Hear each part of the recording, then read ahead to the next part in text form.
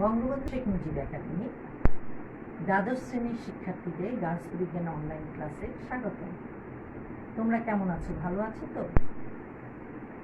আসো, আমরা পড়ছিলাম প্রথম পত্রের 10ম অধ্যায়ের পরিবেশ সংরক্ষণ ও দুর্যোগ ব্যবস্থাপনা। এখানে আমরা আজকে পড়ব পার্ট 3, দুর্যোগ ও দুর্যোগ ব্যবস্থাপনা। ঘূর্ণিঝড়, জলোচ্ছ্বাস, বন্যা, খরা ইত্যাদি প্রাকৃতিক দুর্যোগ প্রতি বছরই আমাদের জীবন, সম্পদ এবং পরিবেশের বিপুল পরিমাণ ক্ষতি সাধন করে। আমাদের দেশের ভৌগোলিক অবস্থান এই জন্য দায়ী। হিমালয়ের বরফ গলা পানি এটা আমাদের দেশে অতিবৃষ্টির সৃষ্টি করে এবং বন্যার সৃষ্টি করে। দুর্যোগ সাধারণত আমরা দেখতে পাই যে দুই ধরনের, একটা হচ্ছে প্রাকৃতিক দুর্যোগ আর একটা হচ্ছে মনুষ্য সৃষ্ট বা মানব সৃষ্ট দুর্যোগ। প্রাকৃতিক দুর্যোগ হচ্ছে আকস্মিকভাবে ঘটে, এটা এর উপর সাধারণ মানুষের কোনো হাত থাকে না।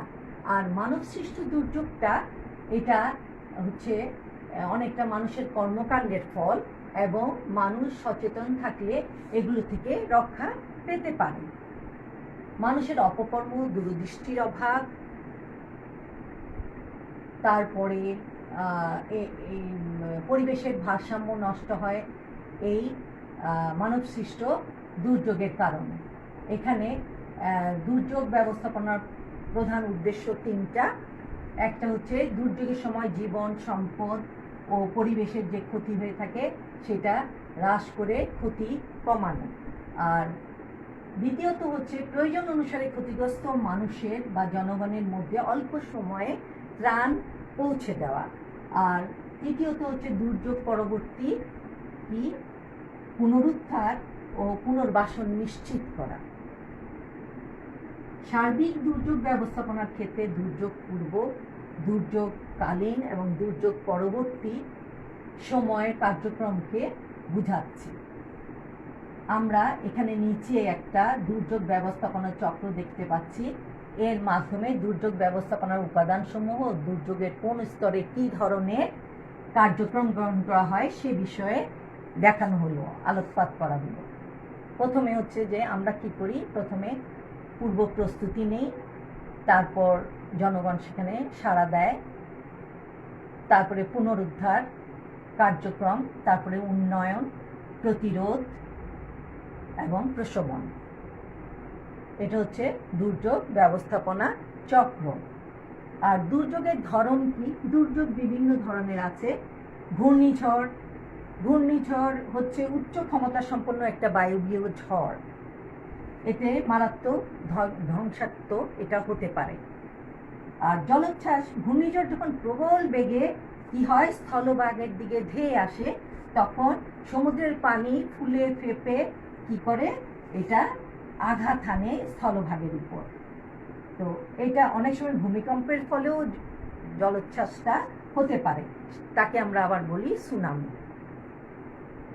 ভূমিকম্প আমাদের ভূপৃষ্ঠের কয়েকটা স্তরে এটা বিভক্ত।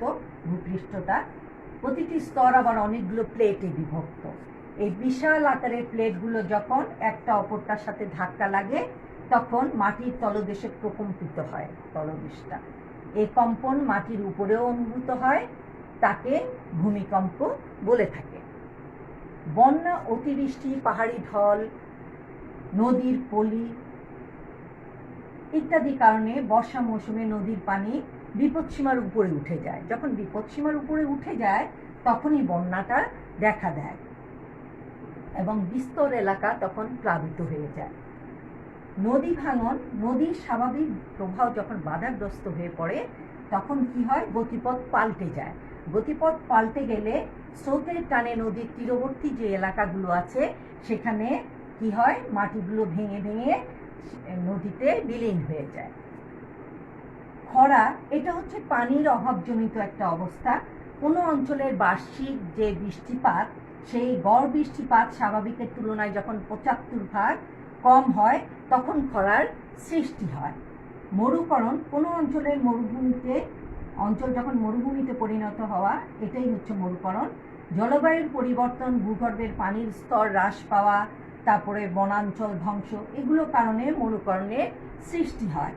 তবে দুর্যোগ যে ধরনেরই হোক না কেন, সেটা মানবজাতি, উদ্ভিদ, প্রাণী সবার জন্যই এটা ভয়ানক একটা দুর্ভোগের সৃষ্টি হয়। আজকে এই পর্যন্তই, আগামী ক্লাসে আবার দেখা হবে। আল্লাহ।